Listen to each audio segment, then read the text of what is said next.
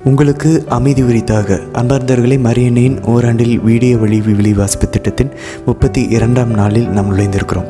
இன்றைக்கி நம்ம விடுதலை பயணம் 9ஆம் அதிகாரம் ஒரு அதிகாரம் மட்டும்தான் வாசிக்க போகிறோம். நம்ம ஏற்கனவே 4 கொள்ளை நோய்கள் பார்த்துட்டோம். இன்றைக்கி நம்ம 5லிருந்து 7 வரைக்கும் பார்ப்போம். 3 கொள்ளை நோய்கள் மட்டும் எப்படி நடக்குதுன்னு பார்ப்போம். கூடவே லேவியர் 7ஆம் அதிகாரம், இன்றைக்கும் லேவியர்லேயும் ஒரு அதிகாரம் தான் வாசிக்க போகிறோம். இந்த பாவ போக்கும் பலியை எப்படி செலுத்தணும் அப்படின்றதுக்கான வழிமுறைகள்லாம் அதில் பார்ப்போம்.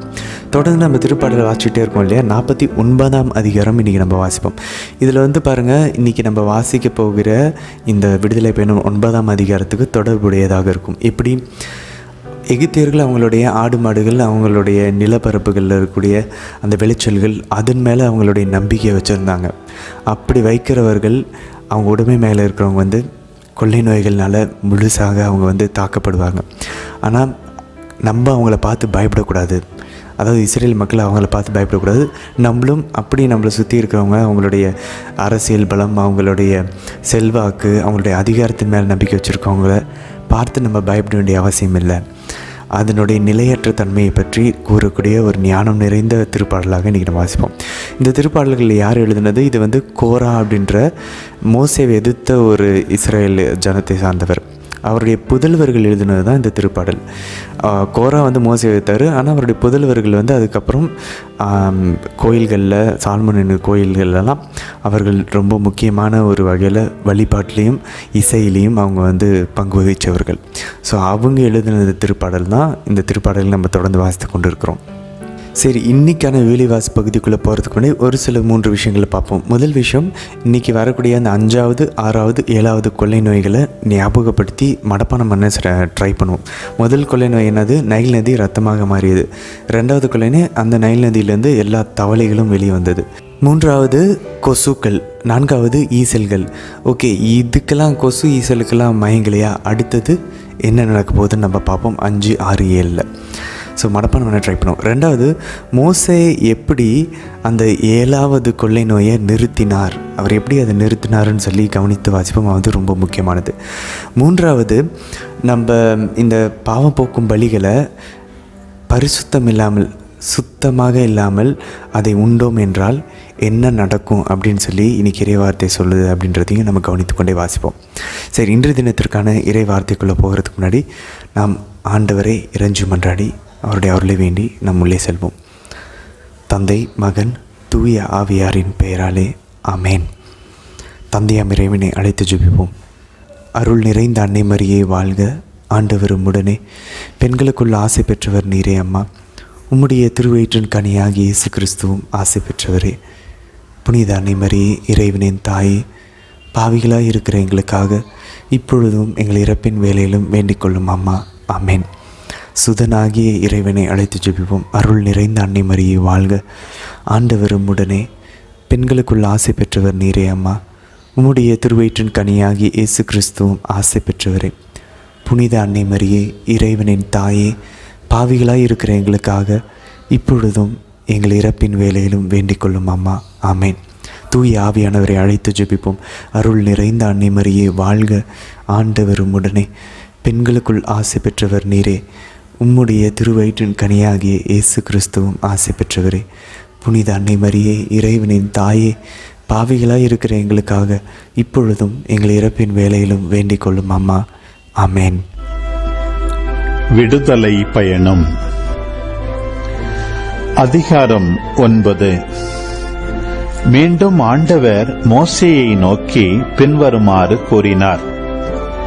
நீ பார்வோனிடம் சென்று அவனிடம் சொல், எபிரேயரின் கடவுளாகிய ஆண்டவர் கூறுவது இதுவே: எனக்கு வழிபாடு செலுத்துவதற்காக என் மக்களை போகவிடு. நீ அவர்களை போகவிடாமல் இன்னும் தடை செய்தால், நாட்டிலுள்ள குதிரைகள், கழுதைகள், ஒட்டகங்கள், எருதுகள், ஆடுகள் ஆகிய உன் கால்நடைகள் மேல் கடவுளின் கைவன்மை மிக கொடிய கொள்ளை நோயாக வரப்போகிறது. ஆண்டவரும் இஸ்ரேலரின் கால்நடைகளுக்கும் எகிப்தியரின் கால்நடைகளுக்கும் இடையே வேறுபாடு காட்டுவார். எனவே இஸ்ரேல் மக்களுக்குரியவை அனைத்திலும் எவையுமே மடிந்து போகா. நாளைய தினமே ஆண்டவர் இதனை என் நாட்டில் செயல்படுத்தப் போகிறார் என்று ஆண்டவரே ஒரு நேரத்தையும் குறித்துவிட்டார். அதன்படி எகிப்தியரின் கால்நடைகள் எல்லாம் மடிந்தன. இஸ்ரேல் மக்களின் கால்நடைகளிலோ எதுவும் சாகவில்லை. பார்வோன் ஆள் அனுப்பி விசாரித்தான். இஸ்ரேலரின் கால்நடைகளில் ஒன்று கூட சாகவில்லை. ஆயினும் பார்வோனின் மனம் கடினப்பட்டது. மக்களை அவன் போகவிடவில்லை. மேலும் ஆண்டவர் மோசேயையும் ஆரோனையும் நோக்கி, அடுப்பிலிருந்து சாம்பலை உங்கள் கைகள் நிறைய வாரிக்கொள்ளுங்கள். பார்வோன் முன்னிலையில் மோசே அதனை வானத்தில் தூவட்டும். எகிப்து நாடெங்கும் அது மெல்லிய தூசியாக பரவி மனிதர் மேலும் விலங்குகள் மேலும் கொப்புளங்களாகி வெடித்து புண்ணாகும் என்றார். அவர்களும் அடுப்பிலிருந்து சாம்பலை வாரிக்கொண்டு பார்வோன் முன்னிலையில் சென்று நின்றனர். மோசே வானத்தில் அதனை தூவினார். மனிதர் மேலும் விலங்குகள் மேலும் அது வெடித்து புண்ணாகக்கூடிய கொப்புளங்களாக மாறிற்று. கொப்புளம் தோன்றியதால் மந்திரவாதிகள் மோசேயின் முன் நிற்க இயலவில்லை. ஏனெனில் மந்திரவாதிகள் மேலும் எல்லா எகிப்தியர் மேலும் கொப்புளம் கண்டிருந்தது. ஆண்டவர் பார்வோனின் மனத்தை கடினப்படுத்தினார். ஆண்டவர் மோசேக்கு அறிவித்தபடியே அவர்களுக்கு அவன் செவிசாய்க்கவில்லை. மீண்டும் ஆண்டவர் மோசேயிடம் பின்வருமாறு கூறினார். அதிகாலையில் எழுந்து பார்வோன் முன்னிலையில் வந்து நின்று அவனை நோக்கிச் சொல், எபிரேயரின் கடவுளான ஆண்டவர் சொல்வது இதுவே, எனக்கு வழிபாடு செய்வதற்காக என் மக்களை போகவிடு. இல்லையெனில் இம்முறை கொள்ளை நோய்களை எல்லாம் உன்மேலும் உன் அலுவலர் மேலும் உன் குடிமக்கள் மேலும் நானே ஏவி விடுவேன். இந்நாடெங்கும் எனக்கு நிகர் யாருமே இல்லை என்பதை இதனால் நீ அறிந்து கொள்வாய். என் கையை ஓங்கி உன்னையும் உன் குடிமக்களையும் கொள்ளை நோய்களால் இதற்குள் தாக்கியிருப்பேன். நீயும் இந்நாட்டிலிருந்து ஒழிந்து போயிருப்பாய். எனினும் என் வல்லமையை காட்டவும் என் பெயரை நாடெங்கும் அறிக்கையிடவுமே நான் உன்னை நிலைக்கச் செய்தேன். நீயோ என் மக்களை போகவிடாத அளவுக்கு இன்னும் தலை தூக்கி நிற்கின்றாய். எகிப்து நிறுவப்பட்டது தொடங்கி இன்று வரை அங்கே இருந்திராத அளவுக்கு மிக கொடிய கல்மழையை அதில் நாளைய தினம் இந்நேரத்தில் பெய்யச் செய்வேன். எனவே உன் கால்நடைகளையும் வயல்வெளியில் உனக்குரிய எல்லாவற்றையும் பாதுகாப்பான இடத்தில் தஞ்சம் புகச் செய்ய இப்போதே ஆள் அனுப்பிவிடு.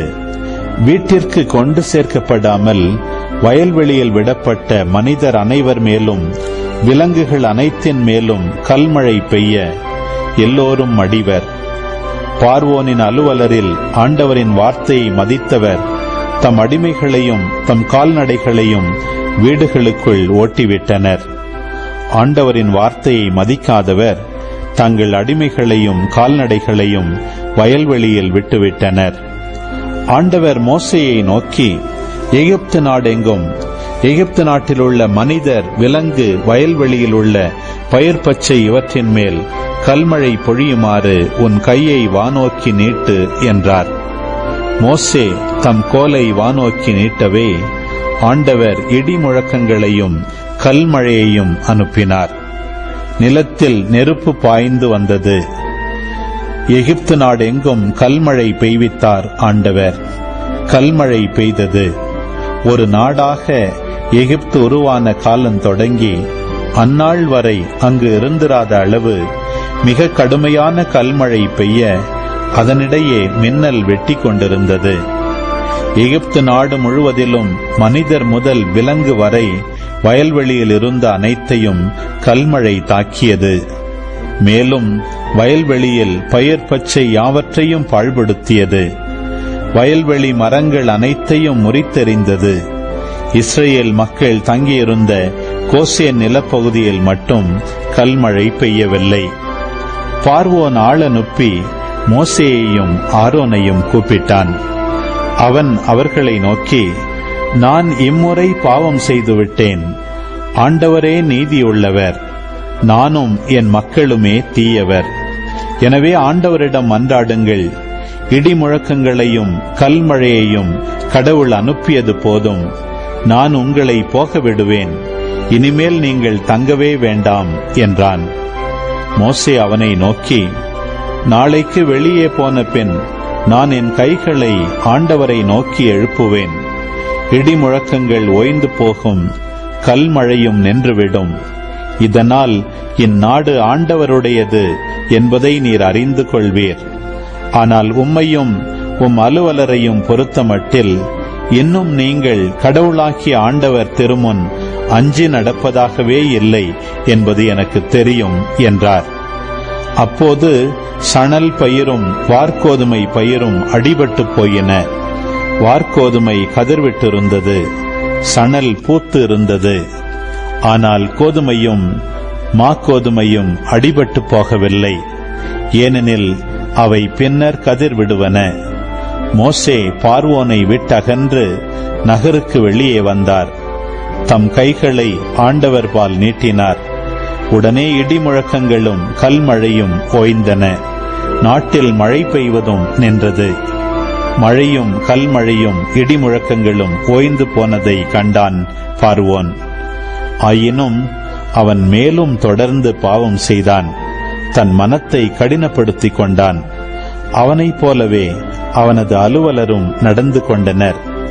பார்வோனின் மனம் இறுகிவிட்டதால் மோசே வழியாய் ஆண்டவர் அறிவித்தபடியே அவன் இஸ்ரேல் மக்களை போகவிடவில்லை. லேவியராகமம் அதிகாரம் 7. குற்றப்பழி நீக்கும் பலி பற்றிய கட்டளை இதுவே. அது மிக தூயது. எரிபலி அடிக்கப்படும் இடத்திலேயே குற்றப்பழி நீக்கும் பலியும் அடிக்கப்பட வேண்டும். அதன் இரத்தத்தை பலிபீடத்தின் மேல் சுற்றிலும் தெளிக்க வேண்டும். அதன் கொழுப்பு முழுவதையும், அதன் கொழுப்பு வாலையும், குடல்களை மூடிய கொழுப்பையும், இரு சிறுநீரகங்களையும், அவற்றின் மேல் குடல்களோடு சேர்ந்திருக்கிற கொழுப்பையும், சிறுநீரகங்களோடு கல்லீரலின் மேல் இருக்கிற சவ்வையும் எடுத்து இவற்றை குரு பலிபீடத்தின் மேல் ஆண்டவருக்கு நெருப்பு பலி ஆக்க வேண்டும். அது குற்றப்பழி நீக்கும் பலி. குருக்களில் ஆண்மக்கள் யாவரும் அதை உண்பர். அதை தூய தலத்தில் உண்ண வேண்டும். அது மிக தூயது. பாவம் போக்கும் பலியை போன்றதே குற்றப்பழி நீக்கும் பலியும். அவற்றிற்குரிய சட்டம் ஒன்றே. அது கரை நீக்கம் செய்யும் குருவுக்கே உரியது. ஒருவர் செலுத்தும் எரிபலியின் தோல் அப்பலியை செலுத்தும் குருவுக்கே உரியது. அடுப்பில் சுட்டதும் பொரிக்கும் சட்டியிலும் தட்டையான சட்டியிலும் தயாரித்ததுமான உணவு படையல் அனைத்தும் அதை செலுத்துகிற குருவுக்கே உரியவை. எண்ணெயில் பிசைந்ததும் பிசையாததுமான உணவு படையல் அனைத்தும் ஆரோனின் புதல்வர் யாவருக்கும் சரி பங்காகச் சேரும்.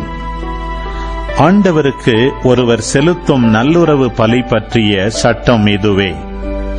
அவர் அதை நன்றி கடனாக செலுத்தினால் எண்ணெயில் தோய்த்த நெய் அப்பங்கள், எண்ணெய் பூசிய புளிப்பற்ற அடைகள், மெல்லிய மாவினால் எண்ணெயில் நன்கு பிசைந்து செய்த நெய்யப்பங்கள் ஆகியவற்றை நன்றி பலியோடு கொண்டு வர வேண்டும்.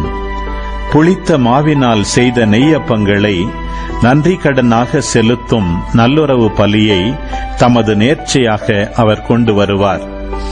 ஒவ்வொரு காணிக்கையிலும் ஒன்றை எடுத்து ஆண்டவருக்குரிய பங்காக படைக்க வேண்டும்.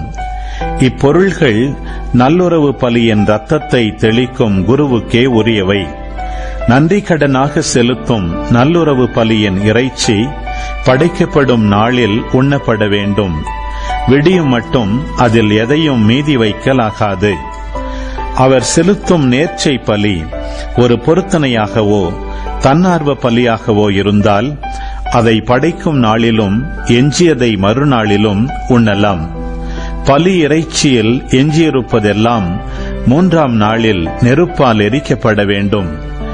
நல்லுறவு பலி இறைச்சியில் எஞ்சியதை 3ஆம் நாளில் உண்பது உகந்ததன்று.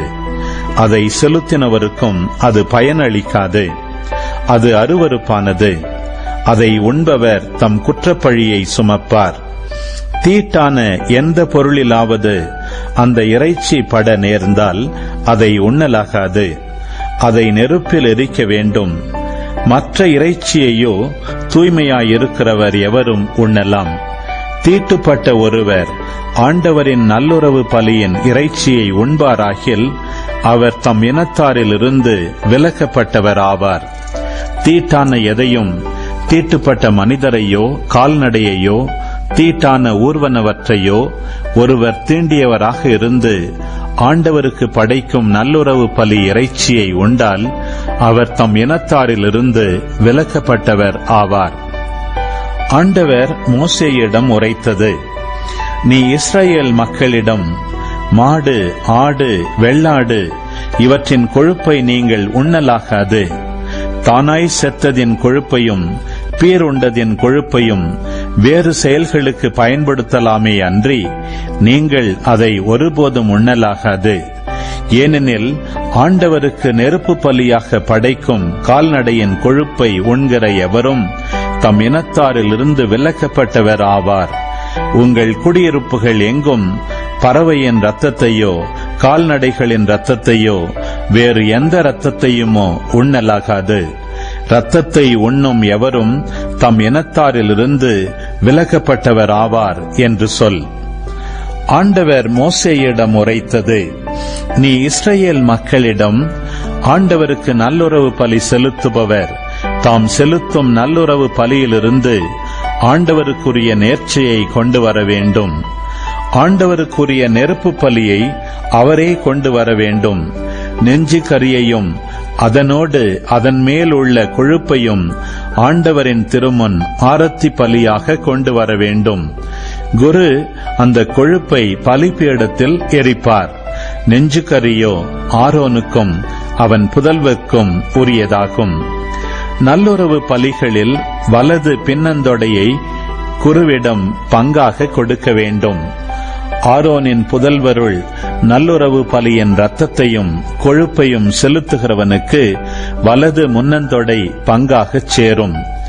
நல்லுறவு பலிகளில் ஆரத்தி பலி ஆகிய நெஞ்சு கரியையும் பங்காகிய பின்னந்தொடையையும் நான் இஸ்ரவேல் மக்களிடமிருந்து எடுத்து குருவாகிய ஆரோனுக்கும் அவன் புதல்வருக்கும் கொடுத்துள்ளேன். இது இஸ்ரவேல் மக்களிடமிருந்து பெரும் நிலையான பங்காகும் என்று சொல். ஆரோனும் அவன் புதல்வரும் ஆண்டவர்க்குரிய குருக்களாகும்படி அழைத்து வரப்பட்ட நாளிலிருந்து இது ஆண்டவரின் நெருப்பு பலியிலிருந்து அவர்களுக்கென அர்ப்பணிக்கப்பட்ட பங்காகும். ஆண்டவர் அவர்களுக்கு அருள் பொழிவு செய்த நாளில் அவர்கள் தலைமுறை தோறும் அவர்களுக்கு மாறாத பங்காக கொடுக்க கட்டளையிட்டார். எரிபலி, உணவு படையல், பாவம் போக்கும் பலி, குற்றப்பழி நீக்கும் பலி, திருநிலைப்படுத்தும் பலி, நல்லுறவு பலி ஆகிய பலிகளை பற்றிய சட்டம் இதுவே. தமக்கு செலுத்த வேண்டிய நேர்ச்சிகளை பற்றி ஆண்டவர் இஸ்ரவேல் மக்களுக்கு சீனாய் பாலை நிலத்தில் கட்டளையிட்ட நாளில் மோசேக்கு அவர் சீனாய் மலையில் இட்ட கட்டளைகள் இவையே. திருப்பாடல் 49. மக்களினங்களே, அனைவரும் இதை கேளுங்கள். மண்ணுலகில் வாழ்வோரே, யாவரும் செவி கொடுங்கள். தாழ்ந்தோரே, உயர்ந்தோரே, செல்வர்களே, ஏழைகளே, அனைவரும் ஒருங்கே செவி கொடுங்கள். என் வாய் ஞானமிகு சொற்களை உரைக்கும், என் மனம் விவேகமானவற்றை ஆழ்ந்து சிந்திக்கும். நீதிமொழிக்கு செவி சாய்ப்பதில் நான் கருத்தாய் உள்ளேன். யாழிசைத்து அதன் புதிரை விடுவிப்பேன். துன்ப காலத்தில் நான் அஞ்சுவானேன்? என்னை வளைத்து கொண்டு கொடுமைப்படுத்தும் வஞ்சகர்க்கு நான் அஞ்சுவானேன்? தம் செல்வத்தில் நம்பிக்கை வைத்திருக்கின்றவரோ தம் செல்வ பெருக்கை குறித்து பெருமையாக பேசுகின்றனர். உண்மையில் தம்மை தாமே மீட்டுக் கொள்ள எவராலும் இயலாது. தம் உயிரை மீட்க எதையும் கடவுளுக்கு தர இயலாது. மனித உயிரின் ஈட்டுத் தொகை மிக பெரிது, எவராலும் அதனை செலுத்த இயலாது. ஒருவரால் என்றென்றும் வாழ்ந்திட முடியுமா? படுகொழியை காணாமல் இருந்திட முடியுமா? ஏனெனில் அறிவிலிகளும் மதிகேடரும் மாண்டழிவது போல ஞானமுள்ளோரும் உயிர் துறப்பதை நாம் காண்கின்றோம் அன்றோ? அவர்கள் எல்லாருமே தத்தம் செல்வத்தை பிறருக்கு விட்டு செல்கின்றனர். கல்லறைகளே அவர்களுக்கு நிலையான வீடுகள். அவையே எல்லா தலைமுறைக்கும் அவர்கள் குடியிருப்பு. அவர்களுக்கு தங்கள் பெயரில் நிலப்புலன்கள் இருந்தும் பயனில்லை. ஒருவர் தம் மேன்மையிலேயே நிலைத்திருக்க முடியாது. அவர் விலங்குகளைப் போலவே மாண்டழிவார். தம்மையே மதியீனமாக நம்பியிருப்போரின் முடிவு இதுவே. தம் சொத்திலேயே மகிழ்ச்சி கொள்வோரின் கதி இதுவே. பலியாடுகளைப் போலவே அவர்களும் சாவுக்கென குறிக்கப்பட்டுள்ளனர். சாவே அவர்களின் மேய்ப்பன். அவர்கள் நேரடியாக கல்லறைக்குள் செல்வர். அப்பொழுது அவர்களது உருவம் மாய்ந்து போகும். பாதாளமே அவர்களது குடியிருப்பு. ஆனால் கடவுள் என் உயிரை மீட்பது உறுதி. பாதாளத்தின் பிடி நின்று விடுவித்து என்னை தூக்கி நிறுத்துவார். சிலர் செல்வரானாலோ அவர்களின் குடும்ப செல்வம் பெருகினாலோ அவர்களை கண்டு நிலை குலையாதே. ஏனெனில் சாகும்போது அவர்கள் எதையும் எடுத்து போவதில்லை. அவர்களது செல்வமும் அவர்கள் பின் செல்வதில்லை. உயிரோடு இருக்கையில் அவர்கள் தம்மை ஆசி பெற்றோர் என்று கருதினாலும், நீங்கள் நன்மையையே நாடினீர்கள் என மக்கள் அவர்களை புகழ்ந்தாலும், அவர்கள் தம் மூதாதையர் கூட்டத்தோடு சேர்ந்து கொள்வர். ஒருபோதும் பகல் ஒளியை காணப்போவதில்லை. மனிதர் தம் மேன்மையிலேயே நிலைத்திருக்க முடியாது. அவர்கள் விலங்குகளைப் போலவே மாண்டழிவர். ஆமேன். ஆண்டவரே, இந்த நாளுக்கான இந்த இறை வார்த்தைகளுக்காக நன்றி செலுத்துகிறோம் அப்பா. இந்த பாவம் நீக்கும் பலிகளை பரிசுத்தமாக நீங்கள் கருதி அதை அசுத்தமான நிலையில் உண்ணக்கூடாதுன்னு நீங்கள் சொல்லிக் கொடுக்குறீங்க ஆண்டவரே. அதே போல் உங்களுடைய திரு உடலையும் திரு ரத்தத்தையும் நாங்கள் தகுந்த முறையில் நல்ல பாவரிக்கை செய்து அதற்கப்பமாக உண்ணக்கூடிய அந்த ஒரு உணர்த்துதலை எங்களுக்கு தந்துள்ளோம் ஆண்டவரே. அம்மா, உங்களுடைய திருமகன் ஆண்டவர் இயேசுவிடம் எங்களுக்காக பரிந்து பேசி எங்கள் வாழ்வில் நடக்கக்கூடிய நன்மைகளிலும் தீமைகளிலும் கடவுளை கண்டு கடவுள் அதிலிருந்து என்கிட்ட ஆவிக்குரிய வகையில் என்ன சொல்ல விரும்புகிறார், இன்னும் அவர்கிட்ட நெருங்குவதற்கு இந்த நன்மைகளும் தீமைகளும் எனக்கு எப்படி உதவும் அப்படின்றதெல்லாம் புரிந்து கொள்வதற்கு தேவையான ஞானத்தை எங்களுக்கு தந்துள்ள வேண்டி உங்களை கெஞ்சி மன்றாடுகிறோம் அம்மா. தந்தை, மகன், தூய ஆவியாரின் பெயராலே ஆமேன். அன்பார்ந்தவர்களே, இன்றைய தினத்திற்கான கேள்விகளுக்கான பதிலை முதல்ல பார்த்துடலாம். முதல் கேள்வி 5, 6, 7 கொள்ளை நோய்களை மடப்பணம் செய்ய சொல்லியிருந்தோம். ஸோ முதல் 3 கொள்ளை நோய்கள் நைல் நதியை தண்ணீரை ரத்தமாக மாற்றினது, தவளைகள் வெளியே வந்தது, அதுக்கப்புறம் கொசுக்கள். இது 3மே எகிப்து நாடு முழுவதும் வந்துச்சு. 4வதுலேருந்து தான் எகிப்து நாடு முழுசாமலும் வந்தாலும் கோசேன் பகுதியில், இஸ்ரேல் மக்கள் வாழ்கிற பகுதியில் மட்டும் ஈசல்கள் வரல. ஏன்னா பார்வோன் நினச்சிட்ருக்கான் இது ஒரு இயற்கை சீரழிவு, இது கடவுளுடைய செயல், it is not a act of காடுன்னு அவன் நினச்சிட்ருக்கான். இல்லை, இது கடவுள் செய்யக்கூடிய கடவுளின் செயல் அப்படின்னு தெரிஞ்சுக்கணுன்றதுக்காக ஈசல்கள்லேருந்து 4வது கொள்ளை நோயிலிருந்து எல்லாமே எகிப்தியர்கள் மட்டும்தான் அழிப்படுவாங்க. இஸ்ரேல் மக்கள் எகிப்தில் தான் வாழ்கிறாங்க. கோசேன்ற பகுதி எகிப்தில் தான் இருக்குது. ஆனால் அவர்கள் மட்டும் தாக்கப்பட மாட்டார்கள், பாதிக்க மாட்டாருங்க. ஸோ 5வது கொள்ளை நோய் என்னது? ஈசல்கள் முடிஞ்சதுக்கப்புறம் ஆண்டவர் ஓகே, கொசு சின்ன சின்ன பூச்சிக்கெலாம் நீ பயப்பில, சரி பெருசாக போவோம். அவர்களுடைய கால்நடைகள், காளைகள், மாடுகள் எல்லாத்தையுமே ஆண்டவர் கொள்ளை நோயினால் தாக்கி அதை சாகடிப்பார். 6வது என்ன? அதுக்கு நீ தாங்களே, சரி உன்னுடைய உடம்பை தொடுறேன், உனக்கு கொப்பளங்கள் வரும், உன்னுடைய அஃபிஷியல்ஸுக்கு, உன்னுடைய அதிகாரிகளுக்கு, எகிப்தியர்களுக்கு மட்டும் வரும், இஸ்ரேல் மக்களுக்கு வராது. 7வது அதுக்கும் பயப்பிலையா, மிகப்பெரிய இயற்கை சீற்றத்தை கொண்டு வருவேன், கல்மலையை பொழிய செய்வேன். ஸோ இதுதான் இந்த 7 சீரழிவுகள், கொள்ளை நோய்கள் நம்ம பார்த்தோம். தொடர்ந்து நம்ம நாளைக்கு 8, 9 பார்ப்போம். அடுத்தது 2வது கேள்வி நம்ம பார்த்தோம் அப்படின்னாக்க, மோசே எப்படி இந்த கல்மலையை நிறுத்தினார்? அவர் என்ன பண்ணார்? 9வது அதிகாரம் 33ஆம் வசனம் நம்ம வாசிச்சோன்னா, விடுதலை பயணத்தில் அவர் அந்த நகரத்துக்கு வெளியே போய் தம் கைகளை ஆண்டவர் பால் நீட்டினார், உயர்த்தினார்ன்னு இருக்கும். பாருங்களேன், இது எதை காட்டுது? நம்ம கடவுள் பக்கமாக கைகளை உயர்த்தி அவர் ஜெபிச்சிருக்கிறாரு. அப்போ அந்த கொள்ளை நோய்கள் நீங்கியிருக்கு. இதை தான் பின்னாடி மோசே கற்றுக்கிட்டே வராருங்க கொஞ்சம் கொஞ்சமாக. அப்புறம் பின்னாடி அவங்க வந்து அமலேக்கியர்கள்கிட்ட போர் தொடுக்கும் போதெல்லாம் மோசே திரும்பவும் கைகளை உயர்த்தி ஜெபிப்பார். அங்கே போர் வீரர்கள் சண்டை போட்டுட்ருப்பாங்க, இங்கே இவர் கைகளை உயர்த்தி அவர் ஜெபிச்சுட்ருப்பார். இது வெறும் பழைய ஏற்பாட்டில் மட்டும்தானா அப்படின்னு பார்த்தோன்னா கிடையாது. புதிய ஏற்பாட்டில் 1 தீமோத்தேயு 2:8 வசனத்தில் புனித பவுல் கூறுகிறார், ஆண்கள், குறிப்பாக ஆண்கள், ஏன்னா ஆண்கள் தான் கையை தூக்கிறதுக்கு ரொம்ப வெட்கப்படுகிறோமோ என்னமோ, ஆண்கள் குறிப்பாக எல்லா இடங்களிலும் கைகளை உயர்த்தி அவங்களுடைய பரிசுத்தமான கைகளை உயர்த்தி ஜெபிக்க சொல்லி சொல்கிறாரு. ஆண்டவரை வந்து ஆராதிக்க சொல்லி சொல்கிறாரு. அப்போது இது நமக்கு என்ன குறித்து காட்டுது? நம்ம வாழ்க்கையில் நம்ம போராடிட்டு இருக்கோம், நம்ம அன்றாட வாழ்க்கையில் எல்லாம் செஞ்சிட்ருக்கோம். பட் இதுக்கு பின்னாடி ஆவிக்குரிய வகையிலும் ஒரு போராட்டம் இருக்குது. 2 வகையிலையும் நம்ம போராடினா தான் வெற்றி பெற முடியும். நிறைய நேரங்கள் நம்ம எவ்வளோ முட்டி மோதி எதுவும் நடந்திருக்காது. கைகளை உயர்த்தி ஆண்டவர்கிட்ட ஜெபிக்கும்போது அந்த விஷயங்கள் நடக்க ஆரம்பிக்கும். கைகளை உயர்த்துவது ஃபிசிக்கலாக பண்ணுறது நல்லது, அது ஜெபத்தையும் குறித்து நம்ம காட்டுகிறது. ஸோ சில விஷயங்கள் ஜெபத்தினால நகரும், சில விஷயங்கள் வந்து ஜெபம் இல்லாமல் நகரவே நகராது. அதை நம்ம இங்கேருந்து புரிந்து கொள்ளலாம்.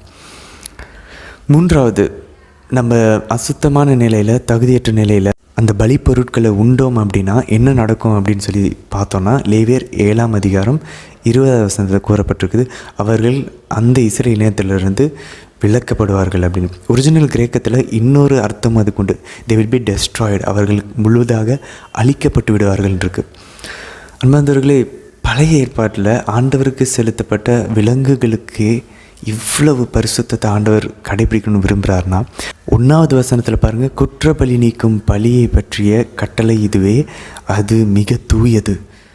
ஒரு கடவுளுக்கு செலுத்தப்படக்கூடிய, அர்ப்பணிக்கக்கூடிய, ஒப்பு கொடுக்கப்படக்கூடிய ஆடு மாடு விலங்குகளின் இரத்தமும் மாமிசமுமே இவ்வளவு தூயதுன்னு ஆண்டவர் சொல்கிறார் அப்படின்னா, அதுவும் குற்ற பலி நீக்கக்கூடியது எல்லா பலிகளுமே கூட.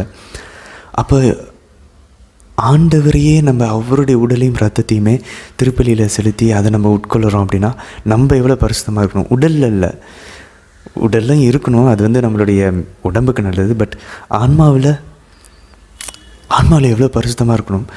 அதனால தான் 1 கொரிந்தியர் 11:27 வாட்சி பார்ப்போமே, தகுதியற்ற நிலையில் ஆண்டவருடைய உடலையும் இரத்தத்தையும் உண்டோம் என்றால் அவருடைய உடலுக்கும் இரத்தத்துக்கும் எதிராக நம்ம பாவம் செய்கிறோமா? இதனாலேயே நம்ம மேலே நம்ம தண்டனை தீர்ப்பை வர வச்சுக்கிறோமா? அதனாலேயே நம்மள நிறைய பேர் உடல் பலவீனமாகவும் இருந்து இறந்தும் போகிறோமா? அது ஃபிசிக்கலாகவும் இருக்கும், ஸ்பிரிச்சுவலாகவும் இருக்கும். ஆண்டவரிடம் உறவு முறிந்து போகிறது. நம்ம ஒரு சாவான பாவம் செய்து விட்டு நம்ம எந்த ஒரு நிலையிலையும் நம்ம வந்து நற்கனை அணுகவே கூடாது. ஆதி திருச்சபையில் இது ரொம்ப கடுமையாக பின்பற்றப்படுது. யாருமே போகவே மாட்டாங்களா நற்கன்னைக்கு? இன்றைக்கி நம்ம அசால்ட்டாக மொத்த கோயிலும் போய் நற்கனை வாங்குகிறோம். ஆனால் எத்தனை பேர் இதில் வந்து பாவசிங்கிற மாதத்துக்கு ஒரு முறையாவது பண்ணுறோம்? இல்லை.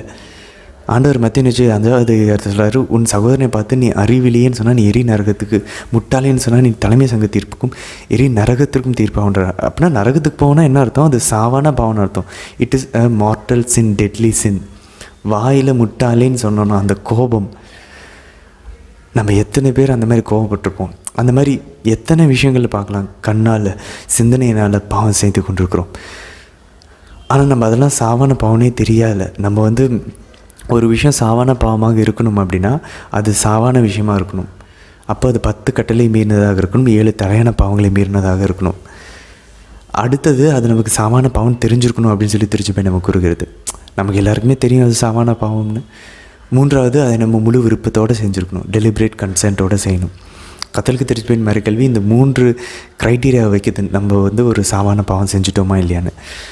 இது எல்லாமே நம்ம ஃபுல்ஃபில் பண்ணிகிட்ருக்கோம், நிறைவேற்றி கொண்டுட்ருக்கோம். எப்போவும் நம்ம பாருங்கள், சிந்தனையிலையும் வார்த்தையிலையும் கூட, கண்களில் கூட பாவம் செய்யும்போது அது சாவான பாவம். அது தெரியாமல் நம்ம எத்தனை மாதிரி நற்கனை வாங்கிட்டுருக்கோம். யோசிச்சு பாருங்களேன். அது உண்மையிலே ஆண்டவருடைய உடல், ரத்தம், ஆன்மா, தெய்வீகம், இந்த 4ம் நற்கனையில் இருக்குதுன்னு சொல்கிறாங்க. நமக்கு திருச்சபை கற்றுக் கொடுக்கறது விவிலியமாக தான் நமக்கு சொல்லுது. நம்ம அப்போ ஏன் இன்னும் புனிதர்களாக மாறாமல் இருக்கோம்? ஒரே ஒரு கேள்வி அதுதானே. நம்ம ஏன் இன்னும் புனிதர்களாக இல்லை? ஆண்டவர் நம்ம உட்கொள்ளணும், நம்ம ஏன் ஆண்டவர் மாதிரி இன்னும் மாற மாட்டேங்கிறோம்? அவருடைய ரத்தமும் ஆன்மாவும் தெய்வீகமும் நமக்குள்ளே வருதுன்னா. ஏன்னா நம்ம 1 கொரிந்தியர் 11:27 வசனத்தில் புதிய ஏற்பாடு வசனங்கள் தான் நம்ம பார்த்துட்ருக்கோம். இது நம்ம நிறைவேற்றாமல் நம்ம தண்டனை தீர்ப்பை நம்ம பெற்றுக்கொண்டுருக்கோம். அப்போ என்ன இதுக்கு சொல்யூஷன்? ஒரு முறையாவது, மாதத்துக்கு ஒரு முறையாவது, முதல் சனிக்கிழமை மாதம் தான் கேட்குறாங்க ஃபாத்திமாவில், பாவசங்கத்துக்கு போக ட்ரை பண்ணுவோம். ஒருவேளை நம்ம பங்கு ஃபாதர்கிட்ட சொல்கிறதுக்கு கஷ்டமாக இருக்கா, ஏதாவது ஒரு கோயிலுக்கு ஒவ்வொரு மாதம் ஒரு கோயிலுக்கு போவோமே, ஒன்றும் பிரச்சனையே இல்லை. நம்ம போவோம், நம்ம பிள்ளைங்களையும் வர சொல்லுவோம். நம்ம பண்ணுறதை நம்ம பிள்ளைகள் பார்க்கணும். நம்ம அப்பா அம்மா அப்படி பண்ணாமல் போயிருந்துருக்கலாம், நம்ம அதை செய்ய ஆரம்பிப்போம். நம்மளோட ஃப்ரெண்ட்ஸை கூட்டிகிட்டு போவோம், நம்ம கூட இருக்க சகோதர சகோதரிகளை கூட்டிகிட்டு போவோம். நம்ம வெறும் கொலை, கொள்ளை, கற்பழிப்பு இந்த 3 தான் சாவான பாவம் நினச்சிட்ருக்கோம். இல்லை, ஞாயிற்றுக்கிழமை திருப்பலியை தவறுனாலே சாவான பாவன் கத்தோலிக்க திருச்சபை மறைக்கல்வி நமக்கு கூறுகிறது. அதே போல் 7 தலையான பாவங்களை நம்ம போய் செய்யணும்னு இல்லை, பொறாமையினால ஒருத்தர் போய் கொல்லணும் இல்லை. ஆண்டவர் என்ன சொல்கிறார், நீ கோவப்பட்டு முட்டாளே அறிவிலின்னு சொன்னாலே நரகத்துக்கு நீ தீர்ப்பாளர். நீ சொல்லக்கூடிய ஒவ்வொரு வீணான வார்த்தைகளுக்கும் இறுதி தீர்ப்பு நாளில், அவர் தீர்ப்பு நாளை பற்றி பேசுகிறப்ப எவ்வளோ முக்கியமான விஷயம், நீ அதை கணக்கு கூறணுன்றாரு. நிறைய வசனங்கள் இருக்குது, நமக்கு தெரியல. அதனால் ஜென்ரலாக எப்படி நம்ம அனலைஸ் பண்ணலாம்? 7 தலையான பாவங்கள்: பெருமை, பொறாமை, பேராசை, பெருந்தினி. 4 பேய்கள் இருக்குது, 2 கா இருக்குது: கோபம், காமம். அப்புறம் 1 எல்லாருமே பண்ணக்கூடிய சோம்பேறித்தனம். சோம்பேறித்தனம் கூட பாருங்கள் 7 தலையான பாவங்கள், சாவான பாவங்கள் சொல்கிறாங்க. இந்த 7 விஷயத்தையும் நம்ம 4 இடத்துல செஞ்சுருக்கிறோமான்னு பார்க்கணும். முதல்ல தலையிலேருந்து இப்போ நம்ம சிந்தனையில் செய்கிறோமா, அடுத்தது கொஞ்சம் கீழே இருக்கும் நம்ம கண்களில் செஞ்சுருக்கிறோமா, அடுத்தது நம்மளுடைய வாய் கொஞ்சம் கீழே இருக்கும் நம்மளுடைய வாய் வார்த்தைகள்னால செஞ்சுருக்கிறோமா, அடுத்து கீழே நம்மளுடைய செயல்களில் உடலில் செஞ்சுருக்கிறோமா. இதை புனித லோயலா இன்னாசியார் டெய்லி 2 வேளை பண்ண சொல்கிறாரு. நம்ம அதில் டெய்லி பண்ண முடியல, 2 வேளை பண்ண முடியலன்னா அட்லீஸ்ட் ஒரு வேளை அதை நைட்டு தூங்குறதுக்கு முன்னாடி ஒரு 10 நிமிஷம் எடுத்து அதை எக்ஸாமினேஷன் ஆஃப் கான்ஷியன்ஸ் அப்படின்றாங்க, ஆன்ம பரிசோதனைன்றாங்க. அந்த வழிமுறைகளை பற்றின எப்படி அதை பண்ணணுன்றதுக்கான அந்த வழிமுறைகளை கொண்ட வீடியோக்கான லிங்க்கை இந்த வீடியோட டிஸ்கிரிப்ஷனில் கொடுத்துருக்கோம். அதை நீங்கள் பார்த்து எப்படி அந்த ஜென்ரல் எக்ஸாமினேஷன் நம்ம ஆன்ம பரிசோதனை எப்படி டெய்லி நைட்டு நம்ம தூங்குறதுக்கு முன்னாடி பண்ணிட்டு படுக்கலாம் அப்படின்னு சொல்லி நம்ம பார்த்துக்கலாம். ஸோ பண்ணி அதை நம்ம ஒரு பேப்பரில் எழுதி வச்சுக்கணும், ஒவ்வொரு நாளும் எழுதிக்கிட்டே வரலாம். அதுக்கப்புறம் ஏன்னா இன்றைக்கி நம்ம எழுதலைன்னா திருவெளிப்பாடில் நம்ம வாசிக்கிறோம் நம்மளுடைய எல்லா பாவங்களும் மேலே ஒரு புத்தகம் ஓப்பன் பண்ணி அதில் எழுதப்பட்டிருக்கிறது அப்படின்னு. அங்கே எழுதப்பட்டிருக்கிறதெல்லாம் அழைக்கணும்னா இங்கே நம்ம நோட்டில் எழுதி அதை பாவசங்கத்தனத்தில் போய் அழைக்கணும். அதனால் நம்ம முடிஞ்ச அளவு அதை ஒவ்வொரு நாளும் எழுதிட்டு மாதத்துடைய கடைசியில் முதல் சனிக்கிழமை முன்னாடி அதிலிருந்து நோட்ஸ் எடுத்து அந்த டாபிக் மட்டும் மெயினாக எடுத்து அதை எத்தனை தடவை பண்ணியிருக்கோன்னு மட்டும் ஒரு சம்மரைஸ் பண்ணி அதை போய் முதல் சனிக்கிழமைகளை ஒவ்வொரு நாள் ஒவ்வொரு கோயிலில் போய் கூட பண்ணலாம். நல்ல ஒரு குருவானவர் கிடைச்சானா எப்பயுமே அவரிடம் பண்ணுறது தான் பரிந்துரைக்கப்படுகிறது. ஏன்னா அப்போ தான் அவருக்கு நம்மளுடைய ஆன்மா தெரியும். ஆனால் நல்ல ஒரு குருவானவர் கிடைக்கிறது இந்த காலகட்டத்தில் ரொம்ப கஷ்டமாக இருக்கிறது. அதனால் அந்த திருவருள் சாதனத்தை நம்ம அணுகிறதுக்காக வேறு ஏதாவது ஒரு குரு கூட ஒவ்வொரு நாளும் நீங்கள் மாற்றி கூட பண்ணலாம்.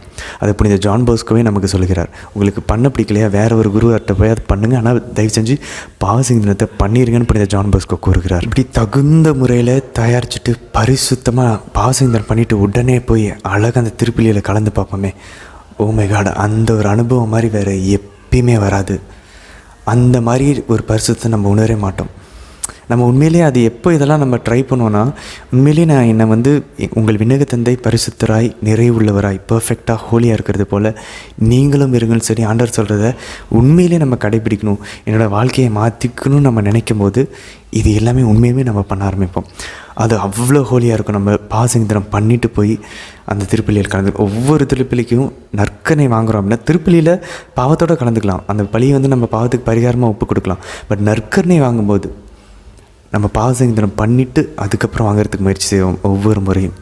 அல்லது ரொம்ப நம்ம சேஃப்கார்ட் பண்ணி ரொம்ப பயபக்தியாக கவனமாக விழிப்பாக இருந்து ஜபத்திலையும் உபவாசத்தில் இருந்து சிந்தனையிலையும் கண்ணிலையும் வார்த்தையிலையும் செயல்களிலும் இந்த 7 தலையான பாவங்கள்லேருந்து நம்ம விடுபட முயற்சிக்கிறோம் அப்படின்னா ஓகே. நம்ம பண்ணல அப்படின்னு நமக்கு நன்றாக தெரியும் அப்படின்னா எங்கேயுமே பெருமை, பொறாமை, பேராசை, பெருந்தினி, கோபம், இச்சை, சோம்பேறித்தனம் படாமல் இருக்கிறோம் அப்படின்னா இந்த 4 இடங்களில் அப்போ நம்ம நற்கருணை பெற்றுக்கொள்ளலாம். நம்மளே நம்ம மனசாட்சியை கேட்டு பார்க்கணும். நம்ம மற்றவங்க பார்க்குறாங்களேன்றதுக்காகவோ இல்லை நம்மளை மனசை திருப்திப்படுத்திக்கிறதுக்காகவோ நற்கருணை வாங்கக்கூடாது. தகுந்த முறையில் வாங்கினோன்னா அவருடைய உடல் நம்மளுடைய உடலாக மாறும், அவருடைய ரத்தம் நம்மளுடைய ரத்தத்துக்கு கூட கலக்கும், அவருடைய ஆன்மா நம்மளுடைய ஆன்மாவாக மாறும், அவருடைய தெய்வீகத்தில் நம்ம பங்கெடுக்க ஆரம்பிப்போம். இல்லைனா அவருடைய உடலுக்கு ரத்தத்துக்கு எதிராக பாவம் செஞ்சு தண்டனை தீர்ப்பை வர வச்சு உடல் நோய்களையும் பலவீனங்களையும் சாவையும் வர வைத்துக் கொள்கிறோம் அப்படின்னு 1 கொரிந்தியர் 11 அதிகாரம் 27 கூறுகிறது. அதை வாசித்து பார்ப்போம். இது எதுவும் நம்ம கற்பிக்கிறது இல்லை, திருச்சபை தான் கற்பிக்குது, பைபிளை தான் கற்பிக்கிறது. சரி, இன்றைய தினத்திற்கான ஒரு சில விளக்க உரைகளை பார்ப்போம். 9ஆம் அதிகாரம் விடுதலை பயணம் 1ஆம் வசனம் பாருங்கள். எனக்கு வழிபாடு செலுத்துவதற்காக என் மக்களை போகவிடு. ஆண்டவர் திரும்பவும் நம்மக்கிட்ட தேடி வருவது அவரை அவர் வழிபட விரும்புகிறார். அவரை வழிபடுறதுனால அவருடைய மகிமை ஒன்றும் அதிகரிக்க போகிறதில்ல. அதான் நம்ம யோவான் நற்செய்தி 5ஆவது அதிகாரத்தில் நம்ம வாசிப்போம். அவர் நம்ம அவருக்கு மாட்சி கொடுக்கறதுனால அவர் மாட்சி அதிகரிக்க போவதில்லை. ஆனால் அவர் வழிபடுவதனால் அவரோட ஒரு உறவில் நம்ம இணைகிறோம். அந்த உறவுக்காக அவர் இயங்குகிறார். நமக்கு ஒரு அற்புதத்தை அவர் நடத்துகிறார் அப்படின்னா ஆண்டவர் இருக்கிறான்றதை உணர்ந்து அவர்கிட்ட நம்ம திரும்பன்றதுக்காக தான் பண்ணுறார். திரும்ப இந்த தீம் தான் நமக்கு ரிப்பீட் ஆகிட்டே வருது. அதே மாதிரி பாருங்கள், 9ஆம் அதிகாரத்தில் இன்றைக்கி நம்ம வாசித்ததில் 7ஆம் வசனத்தில் பாருங்கள், இஸ்ரேலை சார்ந்த ஒருத்தர் அவங்களுடைய கால்நடை இறந்து போயிருக்கு. அதை பார்வோன் கேள்விப்படுறான். உடனடியாக பார்வோன் என்ன பண்ணுறாரு, அப்போ மோசே 4ஆவது வசனத்தில் சொன்னார் இல்லையா, எகிப்தியர்களுக்கும் உங்களுக்கும் ஒரு வேறுபாடு ஆண்டவர் காட்டுவார், உங்கள் கால்நடைகளை மட்டும் சாவும் அப்படின்னு சொன்னது நடக்கலை, அப்போ இதெல்லாம் சும்மா அப்படின்னு பார்வோன் நினச்சி அவங்க இதயத்தை கடினப்படுத்தி கொள்கிறான். அன்பர்களே, நிறைய நேரங்களில் நம்மளும் கூட கம்பேர் பண்ணி பார்த்து தப்பாக கம்பேர் பண்ணுவோம். ஒருவேளை அந்த இஸ்ரவேலை சார்ந்தவர் விருத்த சேதனம் செய்யாதவராக இருந்திருந்தார்னா அவர் இஸ்ரேல் குலத்தை சார்ந்தவர் அல்ல. அப்போ ஆண்டவர் அவருடைய கால்நடைகளை கொள்வது சரிதானே?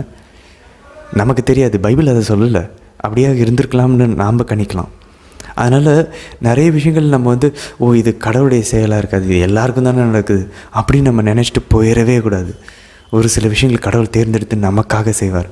மற்றவங்களுக்கும் நடக்குது, இல்லை எனக்கு ஒரு கெட்டது நடக்குது, அவனுக்கும் அந்த கெட்டது நடக்குது. அதனால் அது எல்லாவற்றிலும் கடவுளை பார்க்க நம்ம முயற்சிப்போம், கடவுளுடைய செயலாக பார்க்க முயற்சிப்போம். கடவுள் அதில் இருக்கிறாரு, அதை பார்த்துட்ருக்காரு. ஏன் எனக்கு இந்த நன்மை, எனக்கா, தகுதி இல்லாத எனக்கா அப்படின்னு நம்ம யோசிக்கணும். இப்போ இஸ்ரேல் மக்கள் கூட யோசிச்சுருந்துருக்கலாம். ஸோ நம்மளும் ஒருத்தனுக்கு சேர்த்துருக்கேன், அவனை பற்றி நமக்கு தெரியாது, கடவுளுக்கு தான் தெரியும். எல்லா கோணத்துலேயும் அவரால் தான் பார்க்க முடியும். ஆனால் நம்ம என்ன நினைப்போம், இந்த மாதிரி நிறைய நேரங்கள் நம்மளுடைய வாழ்க்கையில் ஸ்பெசிஃபிக்காக நம்ம யோசிச்சு பார்ப்போமே, நிறைய நேரங்கள் அது கடவுளுடைய செயலாக இருக்கும். ஆனால் நம்ம அதை ஏதோ நடந்த ஒரு எக்ஸெப்ஷன், ஒரு தவறான ஒரு விஷயத்தை பார்த்து நம்ம தப்பாக ஜட்ஜ் பண்ணி அது கடவுளுடைய செயலில் நினச்சிட்டு இருப்போம். இன்றைக்கி இந்த விஷயம் நமக்கு கற்றுத்தருகிறது. பார்வோனை போல் நம்ம தவறாக முடிவெடுக்கக்கூடாது. இது ஒரு பக்கம் இருக்க. 20ஆவது வசனத்தில் பாருங்கள், கடவுளுக்கு அஞ்சினவங்களாம் போய் அவங்களுடைய கால்நடைகள் அவங்களுடைய உடைமைகளெல்லாம் பத்திரப்படுத்திக்கிட்டாங்க. கடவுளுடைய வார்த்தையை புறக்கணித்தவங்க, நிராகரித்தவங்க, அதை கண்டுக்காம விட்டவங்களாம் மடிஞ்சு போனாங்க, மாண்டு போனாங்க, பாதிக்கப்பட்டாங்க. இங்கே திரும்பவும் பாருங்கள், கடவுளுக்கு அஞ்சி தீமையை விட்டு விலகி நடங்கள். திரும்ப ஆண்டவர் நமக்கு இந்த பைபிளை நம்ம ஸ்டார்ட் பண்ணியிருக்கோம். தூயாவின் அவருடைய கொடைகளாகிய முதல் கொடையாகிய அந்த ஃபியர் ஆஃப் காட், தேவ பயத்தை ஆண்டவர் நம்ம கற்றுத்தர விரும்புகிறார். அடுத்தது தான் பயபக்தி, பயட்டி. ஸோ ஆண்டவருக்கு அஞ்சினாங்க பாருங்கள். அந்த முதல்ல இந்த பார்வோன் பாருங்கள், கடவுளுக்கு அஞ்சினான். சாராவை தொடுறதுக்கு கடவுள் வெளிப்படுத்தினோன்னே அந்த பார்வோனை என்ன பண்ணார், ஓகேன்னு சொல்லி ஆபிரகாமுக்கும் சாராவுக்கும் எல்லாத்தையும் கொடுத்து, சொத்து பத்தெல்லாம் கொடுத்து அமுச்சு விட்டார். ஏன்னா அந்த பார்வோன் கடவுளுக்கு அஞ்சினவர். திரும்பவும் அவர் தவறு செய்யும்போது கூட கடவுள் தான் அவரை யார்கிட்ட, ஈசாக்கு ரெபேக்கா கிட்ட தவறு செய்யும்போது திரும்ப கடவுள் அவருக்கு கண்ணில் காட்டி கொடுக்குறாரு. ஈசாக்கும் ரெபேக்காவும் ஒன்றா இருக்கிறத பார்க்குறாரு. அப்பா உன்னுடைய மனைவி அப்படின்னு சொல்லி கேட்குறாரு.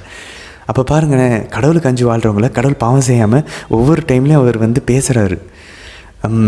ஃபாதர் சேட்ரிப்பர்கர் சொல்லுவார், அவர் மிகப்பெரிய உலக புகழ் பெற்ற எக்ஸாசிஸ்ட். அவர் சொல்லுவார், கடவுள் அதை ஆக்சுவல் கிரேஸ் நம்ம திருச்சி போய் சொல்லுது, செயலாற்றும் அருள். நம்ம சாவான பாவத்தில் இருந்தாலும் ஸ்டேட் ஆஃப் கிரேஸில் இல்லாமல் சாவான பாவத்தில் நம்ம செஞ்சு ஆண்டவருடைய அந்த ஏற்புடைமையாக்கும் அருள். 2 அருள் இருக்குது. ஒன்று ஏற்புடைமையாக்கும் அருள், ஆங்கிலத்தில் சாங்டிஃபைங் கிரேஸ் அப்படின்னாங்க. அப்படின்னா மூவர் இறைவன் நமக்குள்ளே வாசம் செய்வார்கள். அவர்களுடைய இறைத்தன்மையில் நம்ம ஆன்மா தொடர்ந்து பங்கெடுக்கக்கூடிய அந்த ஒரு பழக்கத்தில், அந்த ஒரு இயல்பில் அது மாறும். அதோடைய இயல்பே கடவுளுடைய இறைத்தன்மையில் பங்கெடுத்து கொண்டிருக்கும். இது பழைய ஏற்பாட்டு மக்கள்கிட்ட கிடையாது, ஞானஸ்தானத்தின் வழியாக நமக்கு மட்டுமே கொடுக்கப்பட்டது. அதாவது ஆவினவர் நமக்குள்ளே முழுமையாக குடிக்கொண்டிருக்கிறார். மூவர் இறைவன் நமக்குள்ளே வாசம் செய்கிறார்கள். 2வது அருள் ஆக்சுவல் கிரேஸ், செயலாற்றும் அருள். அதாவது நம்ம ஒருவேளை பாவம் செய்யும்போது இந்த சாங்டிஃபைங் கிரேஸை இழந்து விடுவோம். இந்த ஏற்புடைமையாக்கும் அருளை இழந்துவிடும், அந்த முதல் கிரேஸை. அப்போது அந்த ஞானஸ்தானத்தின் போது பெற்ற அந்த அருளை நம்ம ஒரு சாவான பாவம் செஞ்சாலும் இழந்துவிடும். திரும்பவும் அது நமக்கு ரெஸ்டோர் ஆகிறது, திரும்ப நமக்கு அது கொடுக்கப்படுகிறது பாவசிங்கத்தனத்தின் வழியாக. சரி, அப்போது நான் வந்து சாமான பாவத்தில் இருக்கேன். அப்போ எனக்கு வந்து ஆவியானவர் இருக்க மாட்டார் என் கூட. இல்லை, இருப்பார். எப்படி? ஆக்சுவல் கிரேஸ் வழியா செயலாற்றும் அருளை கொடுப்பார். திரும்பி நம்மளை பாவசிங்கத்துக்கு போக வைப்பார். ஏதாவது ஒரு நல்ல பிரசங்கத்தை கேட்க வைப்பார். இறைவார்த்தை வாசிக்க வைப்பார். யாரோ ஒரு நபர் மூலியமாக பேசுவார். ஏதாவது ஒரு வகையில் அந்த ஆக்சுவல் கிரேஸை கடவுள் செயலாற்றும் அருளின் வழியாக கடவுள் கொடுத்து கொண்டிருப்பார். ஆனால் திரும்பவும் அந்த முழுமையாக அவர் நமக்குள்ளே கூடிக்கொண்டு அவர் இறைத்தன்மையில் நம்ப வாசம் செய்வது பாவசங்கத்தினத்துக்கு சென்று குருவனவரிடம் பாவத்தை அறிக்கையிட்டு அதுக்கப்புறமா நாங்கள் பாவத்தை மன்னிப்பு பெற்றால் மட்டுமே அந்த ஏற்புடைமையாக்கும் சாங்டிஃபைங் கிரேஸ் நமக்குள்ளே கொடுக்கப்படும். அப்போது இந்த ஆக்சுவல் கிரேஸ் தான் பாருங்கள், அந்த பழைய ஏற்பாட்டில் ஆண்டவர் ஆவியானவர் வழியாக ஏதோ ஒரு வகையில் வெளிப்படுத்தி கொண்டே இருப்பார், நமக்குள்ளே உந்துதல் கொடுத்து கொண்டே இருப்பார். அதான் அந்த பார்வோன் பாருங்கள், அவன் பாவம் செஞ்சப்போ கடவுள் உணர்த்தினப்போ அவன் அதை விட்டு விலகினான். திரும்பி அடுத்த தடவை பாவம் செய்கிறப்ப கடவுள் வந்து அதை அவர் தடுக்க முயற்சிக்கிறாரு, திரும்ப அந்த ஆக்சுவல் கிரேஸை கொடுக்குறாரு.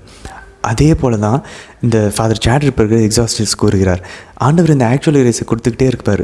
நம்ம அதை எதிர்த்துக்கொண்டே இருக்கும்போது அவர் கூறுகிறார், ஒரு டைமில் அந்த கிரேஸ் நமக்கு கிடைக்காம போயிடும். அது நம்மளால் ஆண்டவர் குரலை கேட்க முடியாது, ரொம்ப தூரத்தில் கேட்குற மாதிரி இருக்கும். ஏன்னா நம்ம ஆன்மா அந்தளவுக்கு மந்த நிலையில் மழுங்கி போயிடும் அப்படின்றார். அவர் கொடுக்கக்கூடிய அருளுக்கு நம்ம விசுவாசமாக இருந்து திருப்பி பதில் மொழி கொடுத்தால்தான் திரும்ப அந்த அருள் கிடச்சிட்டே இருக்கும். அதனால தான் அவர் சொல்கிறாரு, பாவம் செஞ்சு சில பேருக்கு அது பாவனே தெரியாமல் போயிடும். ஏன்னா அந்த ஆக்சுவல் கிரேஸே அவங்களுக்கு இல்லாமல் போயிடும். அது அவங்களுக்கு தெரியாது கடவுள் கொடுக்குறதே. அந்த நிலைக்கு போயிடுவாங்க தொடர்ந்து பாவம் செஞ்சுக்கிட்டே இருந்தா அப்படின்னு சொல்லி இந்த ஃபாதர் சாட்ரிப்பர் நமக்கு கூறுகிறார். சரி, இது ஒரு பக்கம் இருக்க. இன்றைக்கி 27வது வசனத்தில் நம்ம வாசனம் தெரியும். பார்வோன் வந்து ஹெவியான அந்த கல்மலை பொழியும் போது அவன் பாவத்தை உணர்கிறான். நான் பாவம் செய்கிறேன்னு முதல் முறையாக ஒத்துக்கிறான். எப்போது? அந்த கடுமையான தாக்கத்துக்குள்ளே உள்ளாக்கும்போது, பாதிப்புக்குள்ளாக்கும் போது. அதனால தான் சொல்லுவாங்க பாருங்கள், நம்மளுடைய உடலை நம்ம அந்த மாதிரி கடுமையாக வருத்தி கொள்ளாமல் நம்மளுடைய பாவத்தினுடைய ஆழத்தை நம்மளால் உணர முடியாது. புனித டொமினிக் எடுத்துக்கோங்க, 1600 அவருக்கு ஜெபமாலை கொடுக்கப்பட்டப்ப அவர் வந்து ஒரு காட்டில் போய் 3 நாள் சாட்டையால் அடித்து ரத்தம் வெளியே வந்து அவர் மயங்கி போய் சாகக்கூடிய நிலையில் இருக்கும்போது தான் என் மக்களுக்கு ஏதாவது வெளியே வரத்துக்கு உதவி பண்ணுங்கன்னு சொல்லி கேட்கும்போது தான் மாதா வந்து ஜெபமாலையின் மறையின்மைகளை கொடுக்குறாங்க. அதே போல் தான் புனித அசிசியார் அவர் உடலை வருத்தி கொண்டார். எல்லா வனத்தில் இருந்த ஆதி திருச்சபையின் தந்தையர்கள் உடலை வருத்தி கொண்டார்கள். அப்போஸ்தலர்கள் உடலை வருத்தி கொண்டார்கள். புனித அசிசியார், புனித லோயலா என்னாசியார் அசிசியாரை பார்த்து லோயலா என்னாசியார் உடலை வருத்துவார். புனித ஜான் பால் II இப்போ இருந்த திருத்தந்தை, ஏதோ இது அப்பா மட்டும் இல்லை, இப்போ இருந்த திருத்தந்தை, அவர் வந்து ரொம்ப எளிமையாக கீழே தான் அவர் படுத்துக்குவாராம், பெட் இல்லாமல். அதே போல் புனித அன்னை தெரசா ஃபேன் இல்லாமல் தான் அவங்க ரூமில், யோசிச்சு பாருங்கள், கொல்கட்டா வெயிலில் ஃபேன் இல்லாமல் தான் ஒவ்வொரு நாளும் மதர் தெரேசா தூங்குவாங்க. அவங்களுடைய அறை வந்து கீழே கிச்சனுக்கு மேலே இருந்துச்சு. ஏன்னா அவங்க உடலை வருத்திக்கிட்டாங்க, பாவம் செய்யாமல் இருக்கு. அவங்க சொல்லுவாங்க, கண்களை நீங்கள் காத்துக்கொள்ளுங்க வெளியே போகும்போது. இப்படி ஜான் போஸ்கோவும் 3 வேளை உணவுக்கு நடுவில் அவருக்கு ஏதாவது சாப்பிட கொடுத்தாங்கன்னா வேண்டான்னு சொல்லுவாராம்.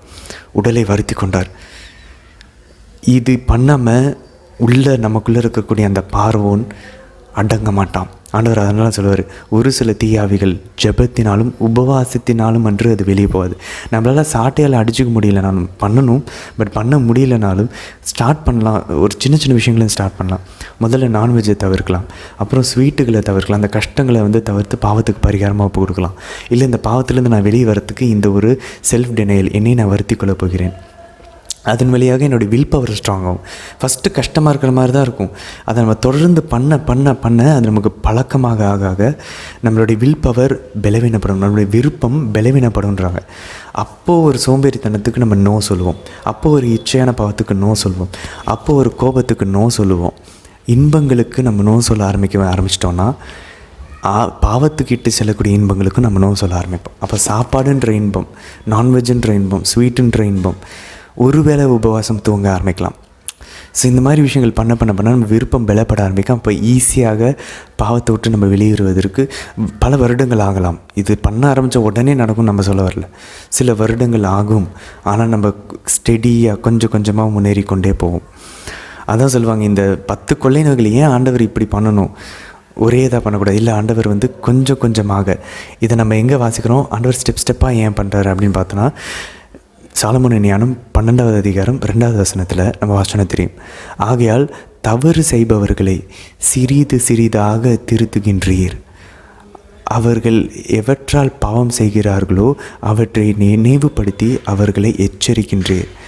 ஆண்டவர்களே, அவர்கள் தீமையிலிருந்து விடுபடவும் உம்மேல் நம்பிக்கை வைக்குமே இவ்வாறு செய்கிறீர்.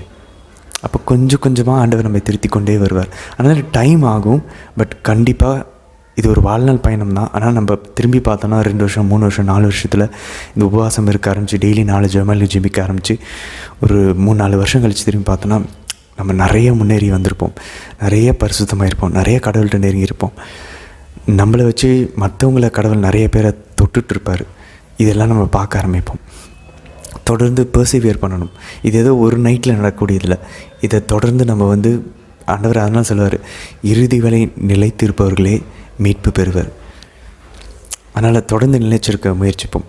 இன்னொரு பக்கம் பாருங்கள், நம்ம தொடர்ந்து பார்த்துட்ருக்கோம் இந்த கொலை நோய்கள் எல்லாம் இந்த எகிப்தியர்கள் வணங்கி கொண்டிருந்த கடவுள் நினச்சிட்டு வணங்கிட்டு இருந்த அந்த கடவுள்களை அவங்க அடித்தாங்க அப்படின்னு சொல்லி பார்த்தோம். உதாரணத்துக்கு பார்த்தோன்னா இந்த நம்ம இன்றைக்கி பார்த்த அந்த கால்நடைகள், இந்த காளைகளை அப்பீஸ் அப்படின்வாங்க. அப்பீஸ்ன்ற அந்த தெய்வத்தின் பேரில் அவங்க அதை வணங்கிட்டு இருந்தாங்க. அடுத்து இந்த மாடுகளை பாருங்கள், ஹாத்தோர் அப்படின்ற பேரில் இந்த மாடுகளை வணங்கிட்டு இருந்தாங்க.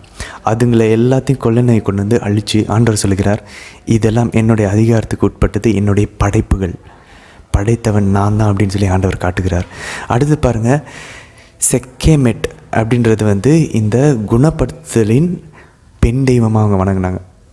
ஒரு குணமடைகிறது, ஹீலிங்க்கான ஒரு பெண் தெய்வமாக செக்கேமெட்டை வணங்கினாங்க. ஆண்டவர் இந்த கொப்பளங்களை கொடுத்து, நீ என்ன பண்ணாலும் உனக்கு ஹீலிங்கை நான் தான் கொடுத்துட்ருந்தேன், உனக்கு செக்கேமெட் கொடுக்கல, உனக்கு உடல் சுகத்தை கொடுத்தது நான் தான் சொல்லி காட்டுறாரு. நீ அவங்களெல்லாம் சிலை வழிபாடு செய்து கொண்டிருந்த அப்படின்னு சொல்லி காட்டுறாரு. அடுத்தது பாருங்கள், கல்மலை. இது நட்டுன்னு சொல்கிறாங்க. நட்டுன்றது ஆகாயத்தின் தெய்வமாக பெண் தெய்வமாக வணங்கினார்கள். காற்றின் தெய்வமாக ஷூ அப்படின்ற அந்த ஒரு பெயரில் காற்றை வணங்கி கொண்டிருந்தார்கள். டெஃப்னட் அப்படின்ற பெயரில் மழையை பெண் தெய்வமாக வணங்கினார்கள். அன்பார்ந்தவர்களே, புதிய ஏற்பாடு தெளிவாக கூறுகிறது. கொலோசியர் 3ஆம் அதிகாரம் 5வது வசனம், ஆகவே உலக போக்கிலான உங்கள் இயல்புக்குரிய பரத்தமே. நம்ம இந்த மாமிசத்துக்கு இடம் கொடுத்துட்ருக்கோம் பாருங்கள். ஒழுக்கக்கேடு, கட்டுக்கடங்காத பால் உணர்வு, தீய நாட்டங்கள், ஈவில் டிசையர்ஸ், சிலை வழிபாடு ஆகிய பேராசை, சிலை வழிபாடான பேராசை ஆகியவற்றை ஒழித்து விடுங்கள். அப்போ புனித பவுலை போல புதிய ஏற்பாடை பொறுத்த வரைக்கும் இந்த சிலை வழிபாடுன்றது இந்த சிலைகளை மட்டும் இல்லை, இந்த காளைகளை மாடுகளை வணங்குறது மட்டும் இல்லை, நம்மளுடைய தீய நாட்டங்கள், அந்த 7 தலையான பாவங்களில் எதை நம்ம ஏதாவது 1 இல்லை 2 நம்ம ரொம்ப பெருசாக நமக்கு ஒவ்வொருத்தருக்கும் ஸ்பெசிஃபிக்காக ஒவ்வொன்றில் நம்ம மாட்டிகிட்ருப்போம். அந்த ஒன்று தான் நம்ம வாழ்க்கையினுடைய முக்கியமான ஒரு விஷயம் நினச்சிட்ருக்கோம். கடவுளுக்குரிய இடத்த நம்ம அதுக்கு கொடுத்துட்டோம். ஆனால் தான் அவர் சொல்கிறார் பாருங்கள், பேராசை சிலை வழிபாடுன்னு சொல்கிறாரு புனித பவுல். அப்போது இந்த தவக்கால, இந்த கொசு, இந்த ஈசல், இந்த சூரியன், இந்த ஆகாயம் மட்டும் சிலை வழிபாடு இல்லை. ஏதோ ஒரு சிலையை வழிபடுறது மட்டும் சிலை வழிபாடு இல்லை, நம்மளுடைய பேராசை ஒரு சிலை வழிபாடு. அந்த மாதிரி ஒருவேளை நான் சாப்பாட்டுக்கு ரொம்ப பலவீனமாக இருக்கேன் அப்படின்னா எனக்கு சாப்பாடு தான் சிலை வழிபாடு. அதனால தான் இன்னொரு இடத்துல நம்ம வாசிப்போம், வயிறே அவர்களுடைய தெய்வம் அப்படின்னு. சாப்பாடுக்காக எதை வேணால் விட்டுட்டு ஓடிடுவாங்க. அப்படிலாம் இருக்க முடியாது. அந்தளவுக்கு நம்ம கண்ட்ரோல் இல்லாமல் ஒரு சின்ன கஷ்டத்தை கூட, உடம்புல வர கஷ்டத்தை கூட, அந்த சாப்பாடு ஒரு 1/2 மணி நேரம் லேட் ஆகிறது கூட தாங்க முடியாது. நிறைய பேர் கணவன்கள் மனைவியை திட்டுவாங்க, ஒரு 1/2 மணி நேரம் லேட் வந்தால், இல்லை சாப்பாடு கொஞ்சம் நல்லா இல்லைன்னா, ஏன் கொஞ்ச நாள் அட்ஜஸ்ட் பண்ணுவாங்க, அவ்வளோதான் அவங்களால முடியும், இல்லை ஏதாவது நடந்திருக்கும் அதனால் லேட் ஆகிறாங்க. அப்போ சாப்பாடுக்காகவா? இது ஒரு உதாரணம். அந்த மாதிரி நம்ம மேபி அழகை ரசித்து ரொம்ப அதுக்கு முக்கியத்துவம் கொடுத்து இச்சைக்குரிய பாவங்களை விழலாம். அப்போது அழகு நம்மளுடைய தெய்வமாக இருக்கலாம். அப்போது நம்மளுடைய சிலை வழிபாடை உடைக்கணும் அப்படின்னா பாருங்கள், பார்வோனை கடவுளுக்கு அஞ்சவில்லை அப்படின்ற 30வது வசனத்தில் மோசே சொல்லுவார், எனக்கு தெரியும் நீ இன்னும் கடவுளுக்கு பயப்படலை அப்படின்னு. நம்ம அதை யோசித்து பார்க்கணும். ஆக்சுவலாக நம்ம கடவுளுக்கு உண்மையிலே பயந்தோன்னா ஒரு ஸ்டார்டிங் புஷ் கிடைக்கும் இந்த நம்மளுடைய சிலை வழிபாடுகளிலிருந்து நம்ம வெளிவரதுக்கு. ஆக்சுவலாக நம்ம எல்லாருக்குமே நம்மளுக்கு சிலை வழிபாடு பண்ணிட்டு தான் இருக்கிறோம். ஆக்சுவலாக ஆண்டவர்கிட்ட கேட்கலாம். நம்ம வாசிக்கிறோம் இல்லையா, நமக்கு தெரியுது தப்புன்னு, நம்ம அதை வெளியே வரணும்னு ஆசைப்பட்றோம். ஆண்டவர்கிட்ட நம்ம கேட்கலாம். கொஞ்சம் கொஞ்சமாக இந்த பைபிள் முடிகிறப்ப, அதுக்கப்புறம் இன்னும் தொடர்ந்து வருடங்கள் உருண்டோட ஏதாவது ஒரு பாவத்தை ஃபோக்கஸ் பண்ணி புனிதர்கள் தான் சொல்கிறாங்க. ஏதாவது ஒரு பாவத்தை ஃபோக்கஸ் பண்ணி அதுலேருந்து வெளியே வர முயற்சிப்போம். ஆட்டோமேட்டிக்காக மற்ற பாவங்கள்லேருந்து நம்ம வெளியே வந்துடுவோம். ஏன்னா எல்லாமே கனெக்டடு தான் அப்படின்னு சொல்லி ஆதி திருச்சபையின் தந்தையர்கள் புனிதர்கள்லாம் சொல்கிறாங்க. அதனால் நம்மளுடைய சிலைகள் எதுன்னு சொல்லி பார்த்து அதை விட்டு வெளியே வரத்துக்கு நம்ம முயற்சிப்போம், யோசிப்போம் எது நமக்கு பிரச்சனையாக இருக்குது அப்படின்னு சொல்லி. இன்றைய திருப்பாடலில் நம்ம பார்த்தோன்னா 5-7 வசனங்களை வாசனை தெரியும். யோபு நமக்கு சொல்லிக் கொடுத்தது தான் இன்றைக்கி இந்த திருப்பாடல்லையும் இந்த கோராவினுடைய புதல்வர்கள் நமக்கு அவர்கள் வழியாக ஆவினவர் நமக்கு சொல்லித்தரார். யோபு 31வது அதிகாரம் மறந்துடவே கூடாது, நம்ம வாசித்தோம் இல்லையா? யோபுனுடைய குணாதிசயங்கள். என்னுடைய கை செல்வங்களினால் நிறைந்திருக்கிறதை பார்த்து நான் மகிழ்ச்சி விட்டுருந்தேனா, அப்போனா அதில் என் ட்ரஸ்ட்டை வச்சுருக்கேனா, என் நம்பிக்கையை வச்சுருக்கிறேன்னா. இன்றைக்கி இந்த திருப்பாடலில் இந்த 5-7 வசனங்கள் அதான் நமக்கு சொல்லுது. இந்த ரிச்சஸ், இந்த உடைமைகள், இதில் நம்ம நம்பிக்கை வைக்கக்கூடாது. அதே பாருங்கள் 10வதுலேருந்து 11வது வசனங்கள் பாருங்கள். நம்மளுடைய பேர் கொண்டு நம்ம சொத்து கூட சாகும்போது எடுத்துகிட்டு போக முடியாது. அதான் பாருங்கள் ஆண்டவர் கூறுவார் லூக்கா நற்செய்தியில் 12வது அதிகாரம் 19லேருந்து 21வது வசனத்தில். அந்த செல்வந்தர் எல்லாம் அந்த களஞ்சியெல்லாம் இடித்து பெருசாக எழுப்பி எல்லாம் சேர்த்து வச்சதுக்கப்புறம் ஆண்டவர் சொல்லுவார், அறிவிலேயே பல தலைமுறைக்கு வேண்டியதெல்லாம் சேர்த்து வச்சுட்டேன், இன்று இரவே உன்னுடைய உயிர் உன்னிடமிருந்து பறிக்கப்படுமே, என்ன பண்ணுவேன் நீ சேர்த்து வச்சதெல்லாம். அன்பர்களே, நம்ம நிறைய நேரங்கள் நம்ம இந்த உலகத்தில் உயிர் வாழ்கிறதுக்காக செய்யணும் தான், பட் அதுக்காக மட்டுமே செஞ்சிட்ருக்கோமே, அதுதான் பிரச்சனை. அதை விட நம்மளோட லைஃப் கொண்டாட வேண்டியது ஆண்டவரோடு சேர்ந்து கொண்டாட வேண்டியது. ஆண்டவர் இல்லாமல் நம்ம கொண்டாட ட்ரை பண்ணிகிட்ருக்கோம். அந்த பணத்தை அவர் சேர்த்து வச்சிட்டாரு. இன்றைக்கி நம்ம இந்த போய் ஓடிட்டுருக்க எல்லா விஷயங்களும் கண்ணு மூடிட்டா போச்சு, கண்ணு மூடிட்டா எதுவுமே இல்லை. ஆனால் நம்ம செய்யக்கூடிய இந்த ஆன்மீக விஷயங்கள், நம்ம பைபிளை வாசிக்கிறோம், நம்ம வாழ்க்கையை மாற்றிக்க ட்ரை பண்ணுறோம், நம்ம முட்டி போடுறோம், உபவாசம் இருக்கிறோம், ஆண்டவர்கிட்ட நெருங்க ட்ரை பண்ணுறோம், ஒரு ஏழைக்கு உதவி செய்கிறோம். இதெல்லாம் செத்ததுக்கப்புறமும் கண்ணை மூடினதுக்கப்புறம் நம்ம பின்தொடரும். ஆனால் மற்றது எதுவுமே பின்தொடராது. அதான் பாருங்கள், நம்ம போய் கோயிலில் காணிக்க கொடுத்தா கூட அந்த பெஞ்சில் நம்ம பேர் எழுதி வைக்கிறோம், அந்த கல்லில் பேர் எழுதி வைக்கிறோம், பேரை படிக்க சொல்கிறோம். மத்தேயு 6:3 சொல்லுது, உங்கள் வலது கை செய்வது இடது கைக்கு தெரியக்கூடாது. நீங்கள் ஏழைகளுக்கு உதவி செய்யும்போது யாருக்கும் தெரியாமல் அமைதியாக செஞ்சுட்டு போகணும். அப்பொழுது மறைவாக இருக்கக்கூடிய விண்ணக தந்தை நமக்கு அதுக்கேற்ற கைமாற தருவார். ஆனால் நம்ம எவ்வளோ அதை செஞ்சோன்னு ஒரு ப்ளஷர் கிடைக்கும் தெரியுமா, ஒரு இன்பம் கிடைக்கும். யாராச்சும் நம்மளை பார்த்து பெருமையாக சொல்லிட்டாங்கன்னா, அப்போது பெருமைன்றது அந்த இடத்துல நமக்கு கடவுளாக இருக்கிறது. அந்த பெருமையை சிலை வழிபாடு செய்து கொண்டிருக்கிறோம். அந்த மாதிரியான விஷயங்கள் பாருங்கள், அந்த பெருமைக்காகவா செஞ்சோம்? இல்லை, அது என்னாலும் சில பேர் நினைக்கிறான், அது என்னாலும் கோயிலை நான் கொடுத்தேன்னு சொல்லி இருக்கணும். எதுக்கு இருக்கணும்? கடவுளுக்கு தெரியாத என்ன? அவர் அந்த விண்ணகத்தில் திருவெளிப்பாடில் வாசிக்கிறோம், நம்ம செஞ்சது எல்லாத்தையும் புத்தகத்தில் எழுதி வச்சுட்ருக்காரு. அந்த வாழ்வின் புத்தகத்தில் அதெல்லாம் எழுதி வச்சுருப்பார். அதனால் நம்ம கடவுளுக்கு தெரிஞ்சால் போதும்னு சொல்லி நினைப்போம். அது நம்ம இப்போ பாருங்களேன், அதை நம்ம ஒரு ஏழை கொடுக்குறோம், அதை அந்த ஏழைக்காக கொடுக்கணும், கடவுளுக்காக அந்த ஏழைக்கு கொடுக்கணும். அதை விட்டுட்டு அதை என்னுடைய பெருமைக்காக அதுலேருந்து நம்ம கொடுத்துட்டோம்யா, மற்றவங்கள விட நான் நல்லவனாக வாழ்கிறேன் அப்படின்ற அந்த ஒரு இன்பத்துக்காக நம்ம கொடுக்குறோன்னா, அதை யோசித்து பார்க்கணும். நிறைய நேரங்களில் மற்றவங்கள நான் நல்லவேன்னு சொல்லி நினைக்கும் போது ஒரு இன்பம் வரும் நம்ம மனசில். அதுக்காக செய்கிறோமா, இல்லை பாவம் பரிதாபப்பட்டு அவங்களுக்கு கொடுத்துட்டு போனோன்னா அந்த ஒரு இன்பமே போதும். மற்றவங்க சந்தோஷமாக இருக்காங்கன்ற அந்த இன்பம், அதில் ஒரு இன்பம் வரும் பாருங்கள், அதில் சந்தோஷப்படலாம். என் கடவுள் இதை அமைதியாக மறைவாக செஞ்சார், நானும் அவரை போல செய்வேன், அதில் ஒரு இன்பம் வரும் பாருங்கள். அந்த இன்பத்துக்காக செய்யலாம், ஆனால் இந்த இன்பத்துக்காக வேண்டாம். ஸோ இதை நம்ம ஒரு பக்கம் யோசித்து பார்ப்போம். நம்மளுடைய சொத்து இதுக்காக தான் சண்டை போட்டுட்ருக்கோம்.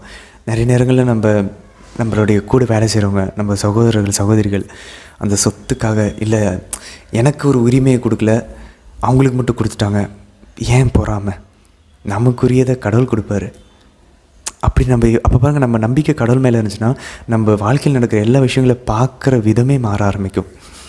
கடவுள் நமக்குரியதை கொடுப்பாரு. யோபு சொல்கிறார் பாருங்க 23:14, எனக்கு குறித்துள்ளதை அவர் நிறைவேற்றுவார், அவ்வளவுதான். நியாயத்துக்கு மற்றவங்களுக்கு அநீதியாக கிடைக்குதுன்னு நம்ம நினைக்கலாம். பாருங்கள், நம்ம அந்த பார்வோன் தப்பாக ஜட்ஜ் பண்ணார் பாருங்கள். இஸ்ரேலில் ஒருத்தனு கூட தான் அங்கே கால்நடைகள் செத்து போச்சு. நம்ம அந்த மாதிரி நிறைய தவறான தீர்ப்பிட்டு கொண்டிருக்கோம், தப்பாக ஜட்ஜ் பண்ணுறோம். ஏன்னா நம்மளோட ஜட்ஜ்மெண்ட்ஸ் எல்லாம் எமோஷன்ஸ்லேருந்து வருது, நான் நல்லவன்றது காட்டுறதுலேருந்து வருது, சுயநல நோக்கங்கள்லேருந்து நம்மளுடைய தீர்ப்புகள் வருகிறது. அதனால் தீர்ப்பிடவே வேண்டாம், அதனால தான் ஆண்டவர் கூறுகிறார். ஸோ மற்றவங்களை பற்றி எதுவுமே நம்ம யோசிக்காமல் நம்ம சந்தோஷமாக கடவுள் மேலே இருக்கக்கூடிய நம்பிக்கையில் நம்ம பக்கம் நம்ம திருப்பி நம்ம மேலே இருக்கக்கூடிய தவறுகளை பார்த்து நம்ம திருத்திக்க முயற்சிக்க செய்யும்போது நம்மளும் ஒரு புனிதராக மாறுவோம். நம் வழியாக கடவுள் மற்றவர்களையும் புனிதராக மாற்றுவார். 49வது அதிகாரம் திருப்பாடலில் 15வது வசனத்தை பாருங்கள். கடவுள் என்னுடைய ஆன்மாவை காப்பாற்றுவார், அதை மீட்டுக்கொள்வார் அப்படின்னு சொல்லி நம்ம வாசிக்கிறோம். கடவுள் தான் நம்ம மீட்டுக்கொள்வார் அப்படின்னு சொல்லி. இது நமக்கு லைட்டாக இது ஆண்டவருடைய ஒரு இறைவாக்கு போல தோன்றலாம். ஆண்டவர் இயேசுடைய ஆன்மா எப்படி படுகுழியிலேருந்து மீட்கப்பட்டுச்சோ அந்த மாதிரி நமக்கு தோணலாம், இருக்கலாம். பட் ஆனால் இறையில் வல்லுநர்கள் சொல்கிறாங்க இல்லை திருப்பாடல் 16:10 நம்ம வாசிச்சோம் இல்லையா, நீதிமான்களுடைய உடலை படுகுழியில் நின்று மீட்பார், அழிவுற விட மாட்டார். அதுதான் டைரக்ட் மெசியாவுக்கான ஒரு இறைவாக்கு. ஏன்னா அது அப்போஸ்தலர் பணி 2வது அதிகாரத்தில் நம்ம வாசித்தோம். பேதுருவே டைரெக்டாக அதை கோட் பண்ணுறார். இந்த திருப்பாடல் மெசியாவுக்கான இறைவாக்கு கிடையாது. அது போல தோன்றலாம், பட் அது கிடையாது. நம்மளுடைய உயிர்ப்புக்கான ஒரு எதிர்நோக்கான ஒரு இறைவாக்காக நம்ம பார்க்கலாம். எல்லாருடைய உயிர்ப்புக்கும் ஒரு எதிர்நோக்காக இஸ்ரேல் மக்கள் காத்து கொண்டிருப்பதுக்கான ஒரு எதிர்நோக்காக பார்க்கலாம். இதுக்கு ஒரு டைரக்ட் கனெக்ஷன் 1 கொரிந்தியர் 15வது அதிகாரம் 54வது வசனங்களில் நம்ம பார்க்கலாம். அன்பர்களே, தொடர்ந்து நம்ம நிறைய விஷயங்கள் கற்றுக்கொண்டே இருக்கிறோம். நம்ம மாற்றிக்க முயற்சி செய்யணும். இல்லைன்னா நம்ம வாசிக்கிறது கஷ்டம்தான், அது வேஸ்ட்டு தான். அதனால் நம்ம மாற்றிக்க முயற்சி செய்வோம். நம்மளுடைய சிலைகள் எதுன்னு பார்த்து அதை வழிபடாமல் கொஞ்சம் கொஞ்சமாக மாற்ற ட்ரை பண்ணுவோம். கஷ்டம்தான், கொஞ்சம் கொஞ்சமாக மாற்றிக்க நம்ம ட்ரை பண்ணலாம். கடவுள்கிட்ட கேட்கணும், கடவுள் தான் அருள் கொடுக்கணும். ஏன்னா நம்மளுடைய ஜென்ம சுபாவம் நமக்குள்ளே இருக்குது. ஆண்டவர்கிட்ட கேட்போம், அவர் கேட்டால் உண்மையுமே கொடுப்பாரு. ஆண்டவரே எனக்கு ஆசையாக இருக்குது, இவங்களை போல் பரிசுத்தமாக வாழணும் ஆசையாக இருக்குது, ஆண்டவரே கொடுங்கன்னு சொல்லி கேட்டோன்னா கொஞ்சம் கொஞ்சமாக நம்ம மாறிக்கொண்டே வருவோம். அது நான் என்னால் உறுதியாக சொல்ல முடியும். நாளை தினத்திற்கான அந்த வீடியோவில் நம்ம சந்திக்கலாம். ஆமேன்.